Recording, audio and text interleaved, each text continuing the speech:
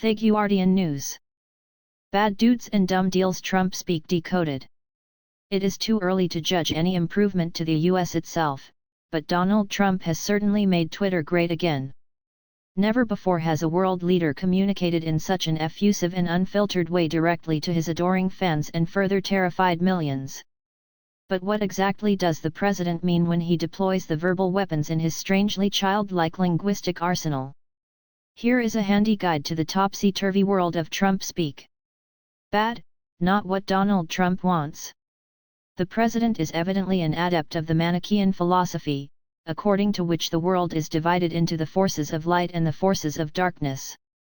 Thus, anything that offends Trump attracts the one-word denunciation bad. Such as the court ruling suspending his travel ban. Just cannot believe a judge would put our country in such peril.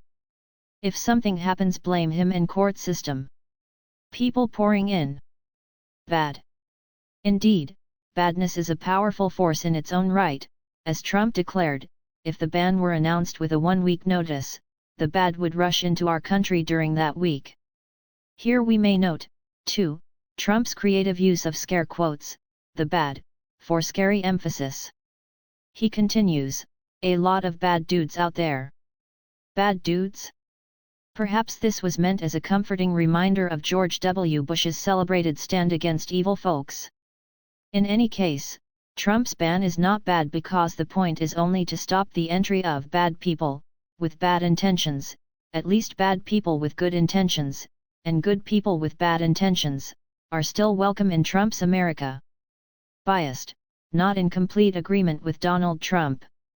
Any organization that criticizes the president is, by definition, biased, and usually totally biased. In fact, biased just means the same as totally biased, for in Trump's universe nothing admits of shades of gray. Examples of totally biased groups include NBC News, CNN, and Saturday Night Live. It is obvious that for someone whose intentions and actions are always perfectly virtuous, any possible demurral must stem from irrational prejudice. Bias is the opposite of even-handedness or fair treatment, hence also Trump's constant descriptions of any bad publicity he attracts as unfair. Most recently, Russia just said the unverified report paid for by political opponents is a complete and total fabrication, utter nonsense. Very unfair. Explaining away all challenge as biased or unfair is just one of the many ways in which the president has been deeply inspired by the rhetoric of small children. Deal. Capitulation by negotiators other than Donald Trump. Any deal not signed by the president himself is, of course, usually bad or terrible or dumb. QV, for instance, Obama's nuclear accord with Iran, or his agreement to take refugees from Australia. I will study this dumb deal. Trump promised, not explaining why it wouldn't be a waste of time to study something dumb. But the exclusive employment of the term deal rather than diplomatic agreement, accord, or treaty reflects the president's vision of international relations as a predatory business environment, a zero-sum game in which giving anything to the other side means you lose. It is surely reassuring to Americans, then, that his business career has been so stellar, including 6 company bankruptcies and current debts in the billions of dollars. Hillary Clinton. Dishonest. Hillary Clinton was demonized during the election. Photograph, Mark Makila/Getty Images. Dishonest, not in complete agreement with Donald Trump. This term is always applied whenever the president mentions the media, i.e., the dishonest media, pass him, as well as to political opponents, including Hillary Clinton, Ted Cruz, and Marco Rubio. If you are the perfect leader, of course, no criticism can be honest. It must stem from a wicked determination to spread lies. In this way, Trump turns all intellectual disagreement with him into inherent moral vice, a strategy that was not unknown to the most successful 20th-century despots. Dumb, not something Donald Trump approves of.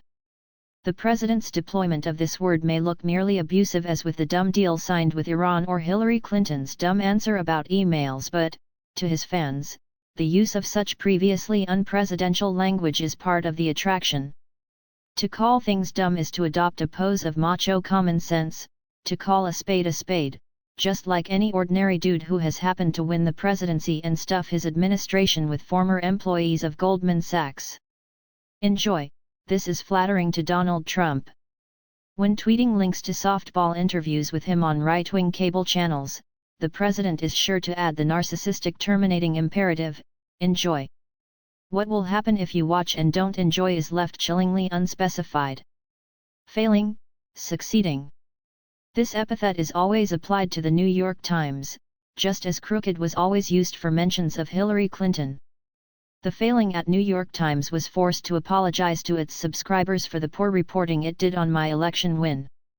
Now they are worse. The New York Times recently announced that its total of print and digital subscribers has soared to more than 3 million.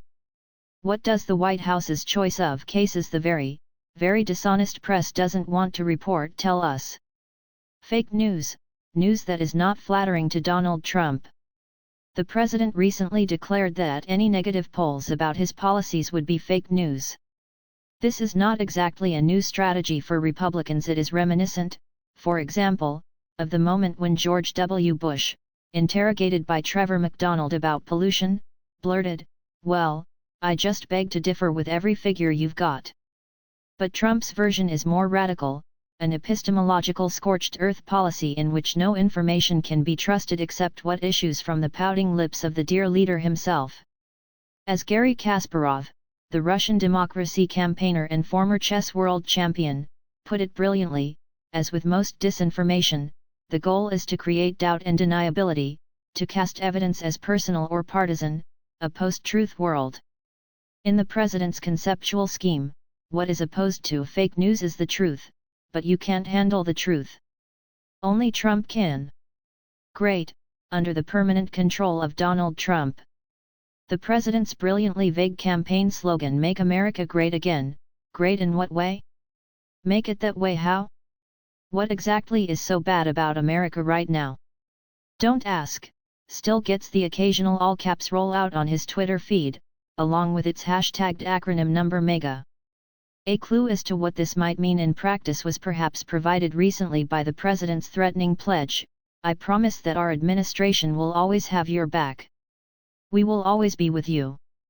If his strategists can just find a way to strike down the 22nd Amendment to the U.S. Constitution, which limits presidents to 2 terms, that dream could become reality. Demonstrators at Reagan National Airport. Demonstrators at Reagan National Airport, in Arlington, Virginia. Was this a horrible mess? Photograph, Drew Angerer/Getty Images. Horrible, capable of spurring Donald Trump's reassuring outrage. What is horrible in Trump world? All kinds of things, the horrible Iran deal, horrible terrorism, the horrible disaster known as Obamacare, and the horrible carnage of the Chicago shootings. Many of these things don't really require an epithet of disapproval, since most people agree that all terrorism and carnage are bad and have no non-horrible variants. So the use of horrible here functions instead as emotion signaling, to indicate that the president has macho-appropriate feelings about horrible things and is therefore strongly motivated to prevent them. Even if that amounts to basically stopping anything at all occurring anywhere on planet Earth, look what is happening all over Europe and, indeed, the world a horrible mess.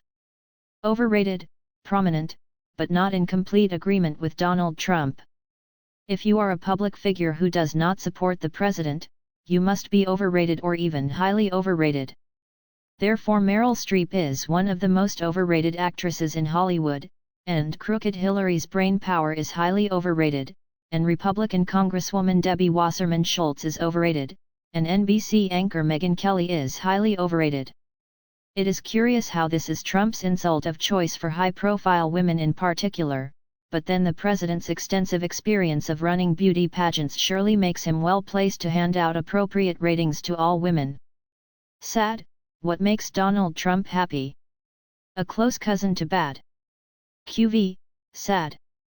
Is probably the favorite among admirers of the president's climactic expostulations, because it encapsulates perfectly his weirdly emotional, bullying style.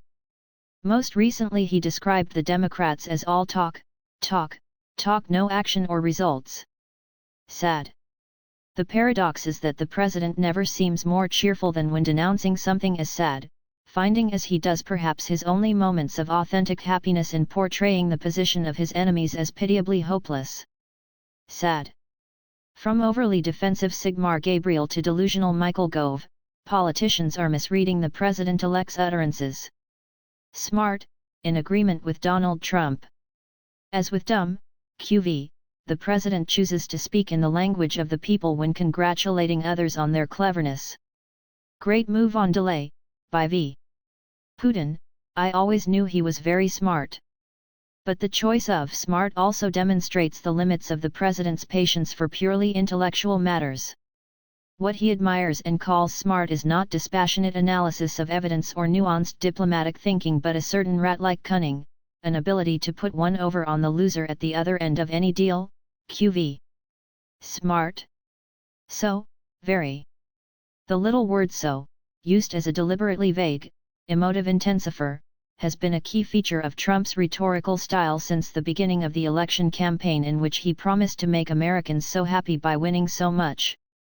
Its use continues in recent statements that a pro-life march was so important, that the loss by the Democrats was so big, and that the coverage of the president in failing, QV, news outlets has been so false and angry. And the leak of the hacking intelligence report last month? How serious was that, exactly? So serious. For a man who always thinks bigly, it's so useful. Compare and contrast with Trump's use of the word very itself, when he tends to sound like a dishonest child who is protesting too much. Thank you to Prime Minister of Australia for telling the truth about our very civil conversation that fake news media lied about. Very nice. Sure, sure. Judge James L. Robart. Seattle's James L. Robart, why is he dressed like a judge? Photograph, Jose Romero/AFP/Getty Images. So-called, actual. Trump recently inveighed against the Seattle federal judge who blocked his Muslim travel ban by calling Judge James L. Robart a so-called judge. This is interesting in that Judge Robart is called a judge because he is, actually, a judge. Other things that Trump has called so-called include so-called Russian hacking, i.e., Russian hacking, and so-called A-list celebrities, i.e., A-list celebrities.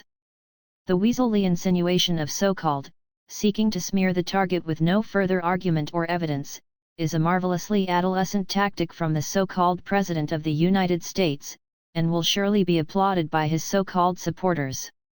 Sorry, not sorry. The President says sorry surprisingly often, but uses it only in the passive-aggressive sense of I'm not sorry at all, but I'm saying sorry in order to imply that you're such a wuss that the facts hurt your feelings, you idiot. Thus, sorry, people want border security and extreme vetting. Not sorry. Or, our not very bright Vice President, Joe Biden, just stated that I wanted to carpet bomb the enemy. Sorry Joe, that was Ted Cruz. Not sorry. Or, sorry folks, but Bernie Sanders is exhausted, just can't go on any longer. He is trying to dismiss the new emails and DNC disrespect. Sad. Not sorry. Not, of course, sad, QV, either. Trouble, what will happen if Donald Trump does not get his way? Disaster of an unspecified kind. Trouble or big trouble will always follow if the president is frustrated in any of his desires. Thus, before the election, Trump tweeted, "We need strong and super smart for our next leader or trouble." And more recently, on his travel ban, when a country is no longer able to say who can, and who cannot, come in and out, especially for reasons of safety and security. Big trouble. Perhaps the president identifies secretly with the hero of John Carpenter's movie Big Trouble in Little China, who at one point confesses, "Sooner or later I rub everybody the wrong way." In Trump's case, as he has boasted, it's usually sooner. Ungrateful, unwilling to do everything Donald Trump wants. As with George W. Bush's America, you are either with Trump or you are against him. He has complained about the Iraq War with the curiously hurt feelings description of it as sacrificing our nation's bravest for ungrateful Iraqis. More recently, he described Chelsea Manning as an ungrateful traitor, a revealing double whammy. For since the president does not differentiate between personal loyalty and political rectitude, to be an ungrateful traitor is effectively to be traitorous twice over. Like King Lear, the president feels the fangs of ingratitude, the marble-hearted fiend, more keenly than anything else. To Trump, loyalty is everything, and the highest compliment is to be a loyal friend to Donald Trump. If you are not loyal, you are automatically a traitor. In refusing to defend the travel ban, Acting Attorney General Sally Yates betrayed her department. Trump has also complained that the department store Macy's was disloyal to him back in 2015 because it dropped his clothing line after he called Mexican immigrants rapists and killers, and he enjoys saying that his enemies, e.g. Clinton and Sanders, are disloyal to one another. On the other hand, those visiting him in Bedminster after the election, to be interviewed for possible roles in his administration, were, by definition, patriots. If you are on Trump's side, you are a patriot; if not, you're a traitor. La ta, say we.